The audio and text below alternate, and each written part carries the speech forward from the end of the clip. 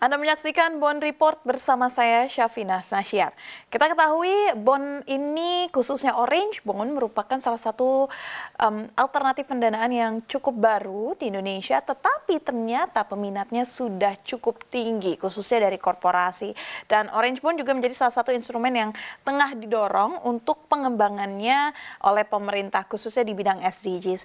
Dan untuk mengetahui lebih lanjut, kira-kira kemana arah pengembangan Orange Bond di Indonesia, termasuk efektivitas instrumen ini untuk mendukung tercapainya target SDGs. Saat ini bersama saya sudah hadir di studio CNBC Indonesia, Bapak Amih Al-Humami, Deputi Bidang Pembangunan Manusia, Masyarakat, dan Kebudayaan Badan Perencanaan Pembangunan Nasional atau Bappenas, periode 2023 hingga Juli 2025. Halo Pak Amih, apa kabarnya? Alhamdulillah sehat. Terima kasih atas waktunya untuk CNBC Indonesia. Sama-sama. Kami ingin tahu Pak, seberapa urgent sih untuk memiliki Orange Bond atau Orange Sukuk di Indonesia demi bisa mencapai target SDGs ini?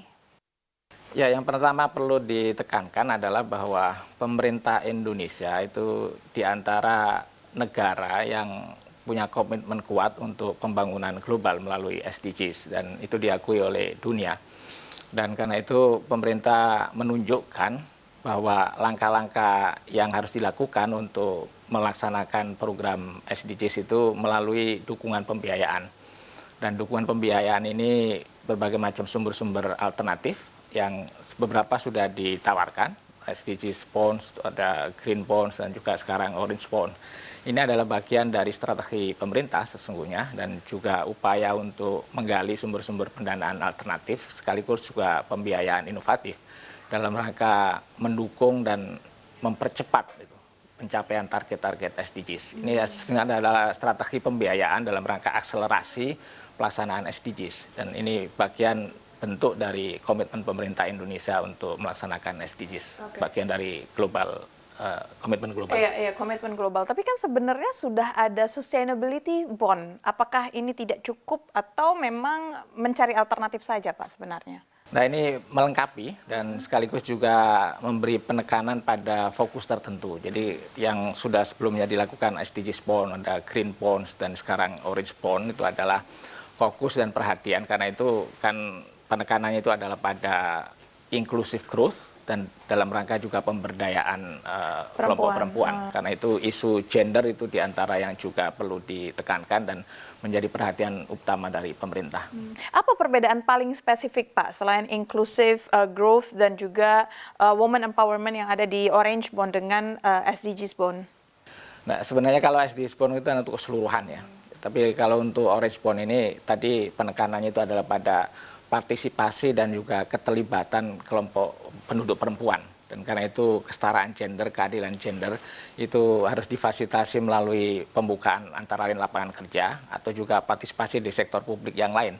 Dan karena itu melalui Orange Bond, pemerintah mengundang keterlibatan para pihak, pelaku industri, sektor swasta, gerakan-gerakan filantropi untuk berkontribusi dan menjadi bagian dari mobilisasi dana publik yang disalurkan melalui mekanisme Orange Bond itu. Sampai dengan saat ini memang sebesar apa kebutuhan pendanaan untuk pengembangan SDGs di Indonesia, Pak? Ya, ini termasuk di antara beban pembiayaan yang lumayan besar. Jadi yang bagus dari pemerintah Indonesia itu adalah bahwa ketika komitmen global sudah ditekadkan, itu pemerintah sudah menyusun satu perencanaan jangka panjang untuk penyelesaian selama 15 tahun SDGs ini sejak tahun 2015 sampai dengan tahun 2030. Jadi SDGs diintegrasikan dalam dokumen perencanaan RPJMN, target-target disusun, ditetapkan, sasaran juga sudah dituliskan itu di dalam RPJMN dan terintegrasi dalam dokumen perencanaan. Sekaligus juga di situ kita sudah menyusun RAN, Rencana Aksi Nasional, dan juga Rencana Aksi Daerah untuk SDGs. Jadi tahapan-tahapan pelaksanaan dan juga selalu dimonitor target-target ketercapaiannya seperti apa dan dukungan pendanaan seberapa besar yang diperlukan. Secara keseluruhan itu ini kita bicara sebelum pandemi ya. Itu kira-kira 64-67 triliun itu dengan kesenjangan pendanaan kira-kira sampai 14 triliun.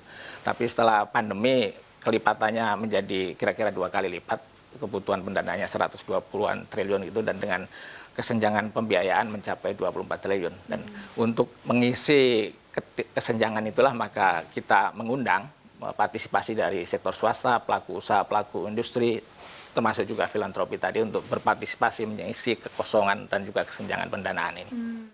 Orange Bond dan Orange Sukuk ini apa harapannya Pak untuk di Indonesia?